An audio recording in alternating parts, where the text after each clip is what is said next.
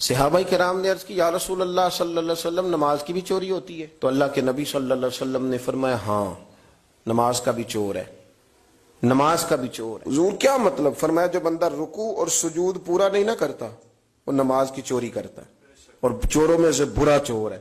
آیا بھی ہے، وضو بھی کیا ہے، مسجد پہنچ بھی گیا ہے، پھر بھی اس کو جلدی بڑی جلدی۔ کچھ لوگوں کو آنے کی بھی جلدی ہوتی ہے مسجد میں، واپس جانے کی بھی جلدی ہے، واپس جانے کی بھی جلدی ہے۔ میں سمجھتا ہوں کہ جب ایک بندہ ٹائم نکالتا ہے نا، وہ گھر سے نکلتا ہے، وہ وضو کرتا ہے، وہ مسجد آ جاتا ہے، تو اگر وہ بڑی جلدی بھی نماز پڑھے نا تو 1-1.5 منٹ کا فرق پڑتا ہے، اس سے زیادہ نہیں۔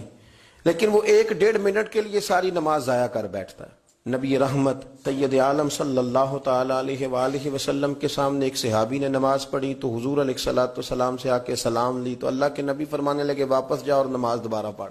کوئی لفظ نہیں کہا اس نے، واپس گئے۔ صحابی تھے نا، میں اور آپ کسی کو منع کریں گے تو کہے گا کیوں جی، صحیح تو پڑھی ہے، واپس جاؤ نماز پڑھ۔ واپس گئے، نماز پڑھی، پھر آئے، سلام لی، حضور نے فرمایا واپس جاؤ نماز دوبارہ پڑھ۔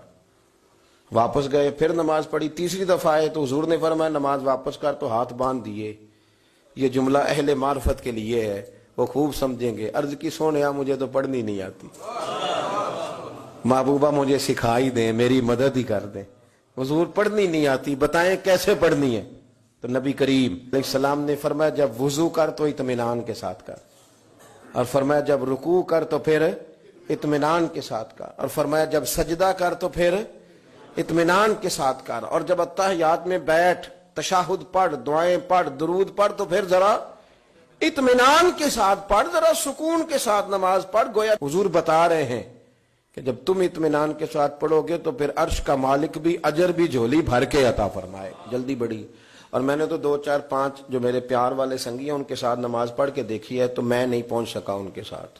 بڑی کوشش کی ہے کہ چلو چھوٹی سے چھوٹی صورت پڑھیں، وہ اللہ بہتر جانتا ہے کیسے پڑھ لیتے ہیں اور کیوں کر پڑھ لیتے ہیں، کوئی سمجھ نہیں آتی، وہ پڑھ لیتے ہیں اور بڑی بڑی رکھتے پڑھ لیتے ہیں۔ ایک بات اور کہہ دوں، کچھ زیادہ ہی لمبی پڑھ لیتے ہیں، سارے نمازی سلام کے لیے انتظار کر رہے ہیں، اور 3 بندے 3 کل وہ کہندے اسی زیادہ نیک اسی تو پکاواں گے تے تاں ہی پڑھنا جے۔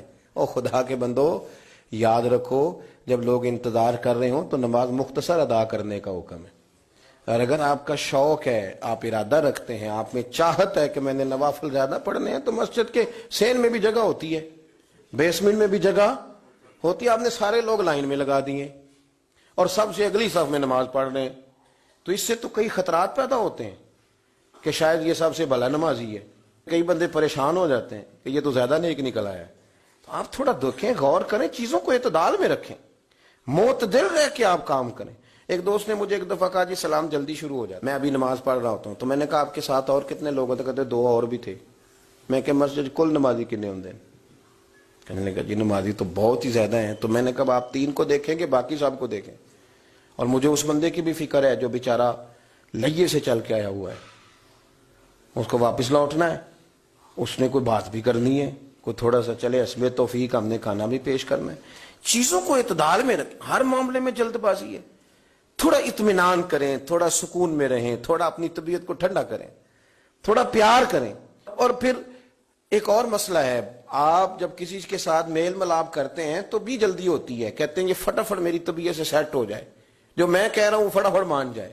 بھئی ذرا ٹھہریں تو صحیح، ذرا ٹھہریں، تھوڑا ربط بڑھائیں، تھوڑا تعلق بڑھائیں، تھوڑا دیکھیں، پیار بڑھ جائے گا تو پھر بات بھی آگے بڑھی جائے گی۔